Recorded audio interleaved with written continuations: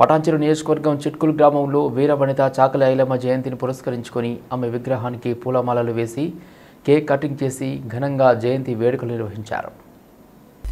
చాకలి ఐలమ్మ జీవితాన్ని స్ఫూర్తిగా తీసుకుని ముందుకు వెళ్లాలని Congress party Medak MP contestant అభ్యర్థి నీలమ్మధు ముదిరాజ్ అన్నారు. చాకలి ఐలమ్మ జీవితం అందరికీ ఆదర్శప్రాయమని అన్నారు. ముఖ్యమంత్రి రేవంత్ రెడ్డి నాయకత్వంలో రాష్ట్రం అభివృద్ధి పదంలో దూసుకుపోతుందని తెలిపారు. ప్రతిపక్షాలు బురద రాజకీయం చేస్తున్నారని రేవంత్ రెడ్డి తీసుకునే సంచలన నిర్ణయాలతో ప్రతిపక్ష నాయకులకు వణుకు పడుతుందని ఆయన అన్నారు. ఈ కార్యక్రమంలో రజక సంఘం నాయకులు కాంగ్రెస్ శ్రేణులు భారీగా పాల్గొన్నారు.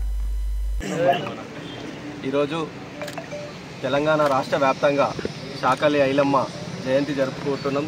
ఈరోజు అధికారికంగా కూడా రవీంద్ర భారతిలో ప్రియతమ ముఖ్యమంత్రి వర్యులు రేవంత్ రెడ్డి గారి ఆధ్వర్యంలో కూడా అక్కడ ఐలమ్మ జయంతి జరుపుతున్నారు. ఈరోజు స్టేట్ వైడ్గా కూడా ఐలమ్మ జయంతి 129వ జయంతి రజక సంఘాలు, అదేవిధంగా బీసీ సంఘాలు, అన్ని వర్గాలు కూడా ఐలమ్మను స్ఫూర్తిగా తీసుకొని కూడా ఈరోజు జయంతి జరుపుతున్నాం. ఆమె ఆశయాలు కూడా మేము ఎట్లా అయితే గతంలో సాయుధ పోరాటం భూమి కోసం, భుక్తి కోసం, విముక్తి కోసం పోరాటం చేసిన తల్లి చాకలి ఐలమ్మ, ఆమె స్ఫూర్తి తీసుకొని కూడా ఈరోజు కాంగ్రెస్ పార్టీ రాహుల్ గాంధీ గారు కూడా బీసీలకు కూడా కులగణన చేసి, బీసీ కులగణన చేసి ఎవరి వాటా వాళ్ళకు, ఎవరి శాతం వాళ్ళకి ఇస్తామని దేశవ్యాప్తంగా కూడా బీసీ కులగణన చేస్తామని చెప్పిన పార్టీ కాంగ్రెస్ పార్టీ రాహుల్ గాంధీ గారు. ఆ రాహుల్ గాంధీ గారి పిలుపు మేరకు కూడా ఈ రాష్ట్రంలో కాంగ్రెస్ ప్రభుత్వం ఉంది.